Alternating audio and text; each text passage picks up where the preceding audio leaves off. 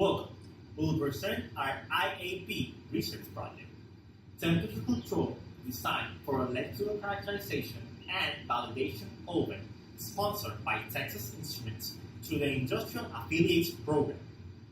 My name is Hector Ortega, and my teammates Christopher S. Ramos, Jan Candelaria, Abdias Santiago, Cristian Cancel, Israel Lopez, Jose Marin, Juan Enriquez, and Javier Ramirez, and our advisors, Dr. Ducodray and Dr. Palomera. No. All electronic devices must be tested and characterized. Characterization for parameters at various temperatures and their performance is accomplished by exposing the device under test at various temperatures in an oven. A robust characterization of a semiconductor includes maximum and minimum ranges of temperatures. Production standard reports semiconductor behaviors in a range of temperatures of minus 40 degrees Celsius to 125 degrees Celsius. This kind of characterization proves that the silicon is trustworthy and ensures reliability in analog, digital, and mixed signal circuits. To characterize and test semiconductors, a user interface is necessary to control and set specific characterization oven temperatures. To achieve such requirement, two terminal temperature sensors check the actual temperature inside the oven chamber. A microcontroller dictates when the oven must apply heat and when not to apply heat to maintain a constant temperature. Here's a 3D model of the oven. To take it, we have to measure every part of the oven. There are some limitations in the measurement. For example, we cannot get into the heating compartment since it's an enclosed space. All the values you can see in the grid are in centimeters. The intake valve, exhaust valve, they give away to two side panels which are connected to the main chamber. The main chamber is where the user puts the item they want to heat up to the set temperature. The side chambers are what connect the main chamber and the heating compartment. The heating compartment contains a fan and a heating element. Looking at the door of the oven, the air comes in from the intake in the left, as well as the main chamber, then moves through the heating compartment to be heated, and finally ends up in the main chamber, and exhausts at the right. This loops back around to make a system which is constantly moving air through the heating compartment towards the main chamber. Materials and properties are important in the simulation. After the 3D model is divided into cuts, which are subdivided into points, it goes through computation to calculate the temperature, as well as various other properties at certain points in the model. For these, it requires the properties of the materials at all the points of the model. Laminar flow requires the dynamic viscosity and ratio of a specific heats of air. Heat transfer needs the specific heat, thermal conductivity, and density of air and nichrome, as well as the steel the oven is made out of. Air will start out at 315 Kelvin, which is room temperature. Pressure of the air is 1 atmosphere, and initial airspeed is 0 meters per second. The temperature of the heating element will be set to 800 Kelvin initially, and it will stay this way throughout the simulation. The fan will push air through the heating compartment at around 12 centimeters per second. Thomson uses the Navier-Stokes equations for computation of fluid flow, which in our case is laminar flow exclusively. It also uses the wall boundaries to contain and compute the movement of air inside the oven. For heat transfer calculations, it uses conservation of energy as a basis. It calculates heat transfer from the heating element to the surrounding air from conduction, calculates the heat transfer from air to air through convection, as well as the energy stored by the air. You can see how the air is moving.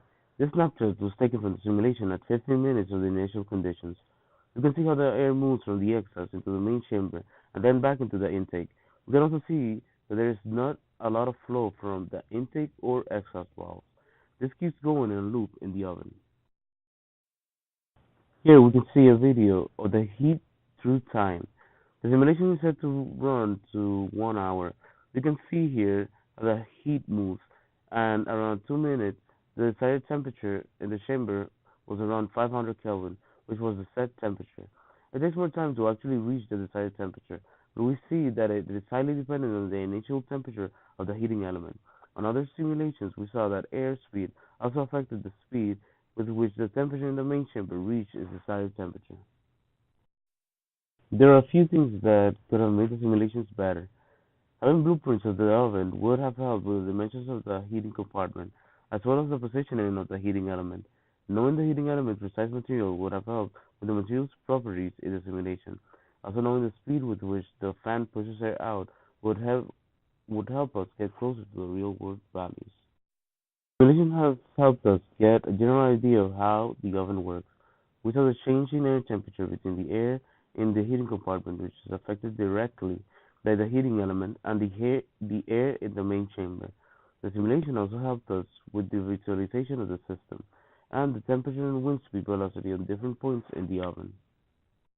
For the validation of temperature in the chamber of the oven, 9 AD590 temperature sensors are added inside the chamber to measure the current temperatures. These sensors provide high accuracy and low cost to the system.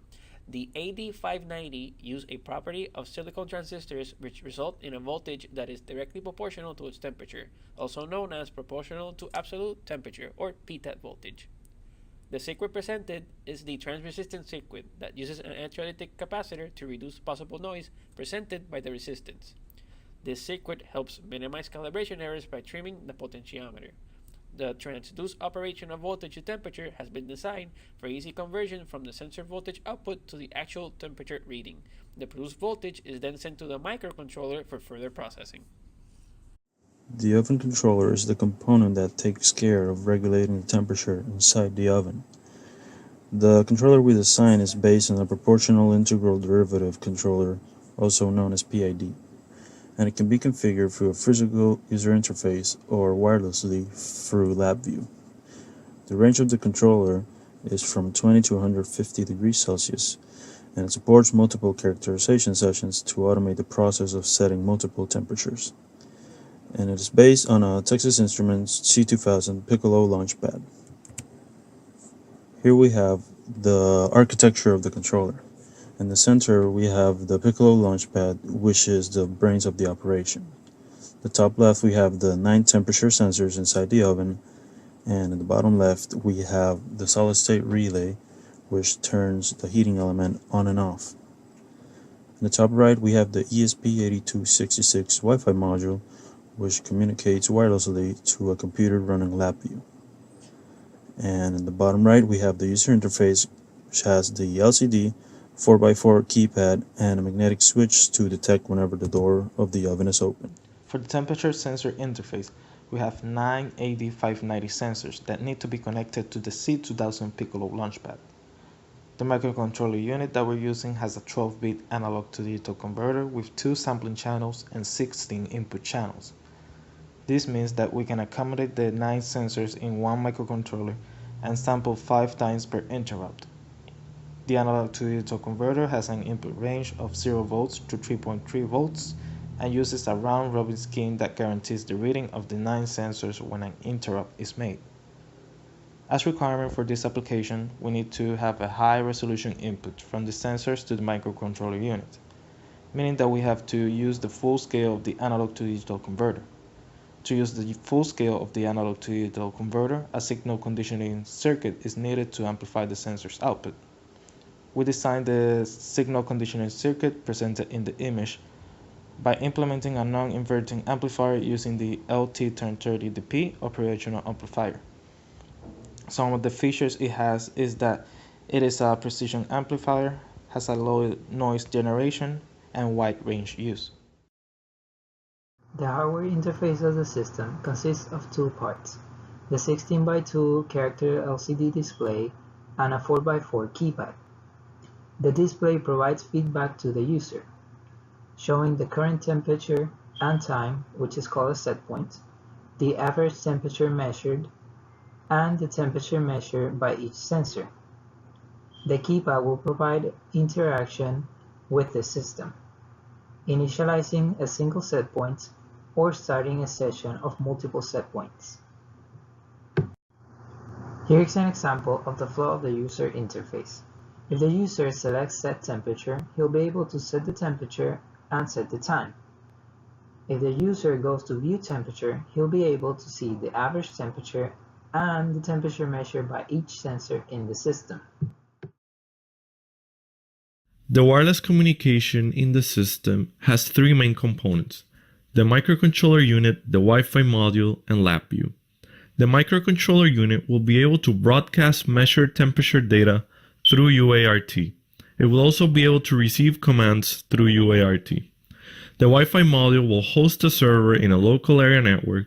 It will collect and broadcast data sent by the MCU, and it will also be able to receive commands from a client and pass them on to the MCU. LabVIEW will be able to receive and display data from the server, and it will be able to send commands to the server. The diagram below summarizes the wireless communication scheme. The MCU has a two-way communication with the Wi-Fi module through UART. The Wi-Fi module has a two-way communication with LabVIEW through a hosted server in a local area network. The necessity of a functional and dependable controller is necessary for semiconductor testing and validation as more demanding semiconductors are developed. With different engineering fundamentals, reliable building blocks can be implemented to obtain and build a necessary tool in the validation process, such as the oven temperature controller presented here. Thanks for watching.